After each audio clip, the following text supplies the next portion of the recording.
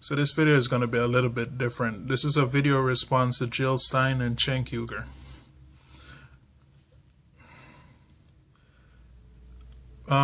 Basically, this video. I decided to make this video in response to an interview that I saw Cenk doing of Jill Stein, and he had asked her about Bernie Sanders' chances.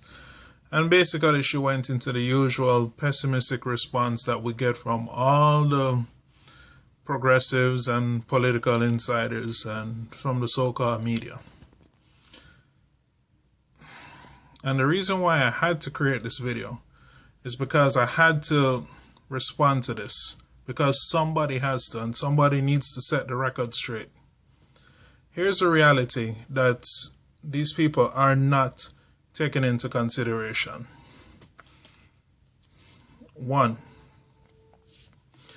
the world has changed. It's not the same world of the 90s. It's not the same world of the early 2000s. It's not the same world as 2008. It's a very, very, very different field. Hillary Clinton and the political establishment, the media, hasn't caught up with the fact that the world has changed and that the ground has changed underneath them. They're still using the same assumptions and the same analysis, and that's why they cannot explain why Bernie Sanders is so successful so far. But the answers are really quite obvious. She started, so let me go line by line with her criticisms. So the first criticism that she had was that, oh, Bernie can't raise the money that Hillary is going to raise. Yeah, good point. He doesn't have corporate donors. Bernie also doesn't need the kind of money that Hillary does. What's not talked about in the media is how much the campaigns are actually spending in the race. Hillary, yes, she's outraising Bernie Sanders by a lot of money. But Hillary is also outspending Bernie Sanders by a lot of money. Bernie has only spent $3 million since the start of the election.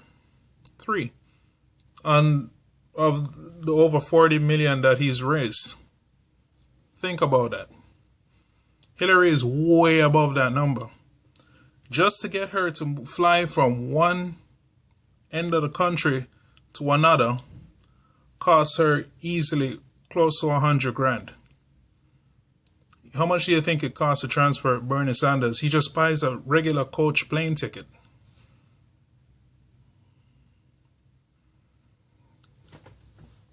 Hillary needs significantly more money than Bernie Sanders because she's running a much more costly campaign using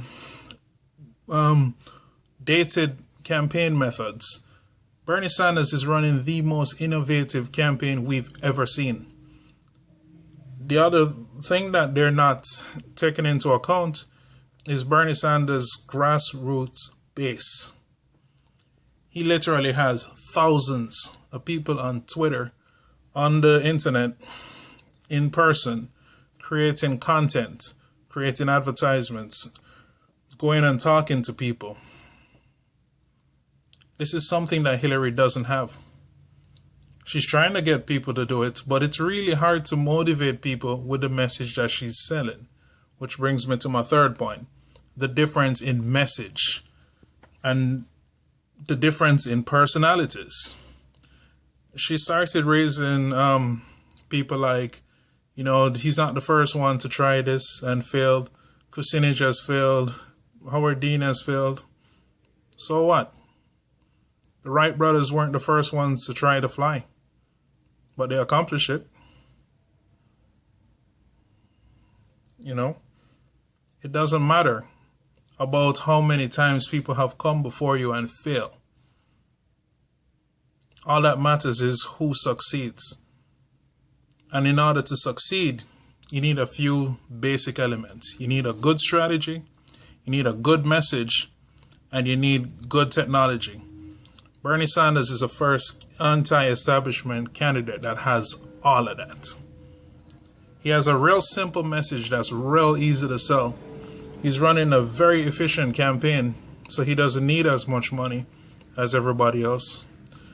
He has a huge grassroots army behind him. He can win this thing. Now, she also raised this is a common theme that I've heard people say, the problem with the superdelegates and the corruption in the Democratic Party. Yes, all completely valid points. But this is something that she's also miscalculating. You have to read the rules of the DNC to really understand how the superdelegates work. They account for 20% of the vote, just 20. There's still 80% of the vote that's split between Bernie and Hillary. If you assume that every single superdelegate goes to Hillary, he still has a huge chance of winning. All you have to do, if you like Bernie, show up and vote for him. If we have overwhelming numbers and we have a large voter turnout, Bernie can win. And that right there is the key. So don't let people, progressives, whether they be progressives or conservatives or media personalities, get you discouraged. This is far from a long shot. This is very possible. If Bernie Sanders was no threat to anybody and no threat to the establishment, why wouldn't the media talk about him? Why would Debbie Wasserman Schultz and the DNC be trying every single trick in the book to try to silence him? It's because they're scared. When Ann Coulter, Karl Rove, and a bunch of other Fox News analysts, and Alex Jones, who's devoted his entire program to attacking Bernie, when all of these people see Bernie as a threat, why is it that us progressives still see him as somebody that's impossible? He's not impossible. And the other thing I want to leave you with is, there is nothing in life that's worth doing that's not something that you have to fight and struggle for. If you want Bernie Sanders to win, get in the fight and struggle and make it happen. I don't want to hear what's impossible. I don't want to hear what's a long shot. I don't want to hear what we can't do. I want to hear what you're going to do to get him to win. So get out there. Pessimism, cynicism, and all of that stuff, that's not you being realistic. That's you being a coward. That's you being defeated. That's you being jaded. These issues are serious. The people are serious. The world's a different place. And we're ready to fight for change. The question is, what are you going to do?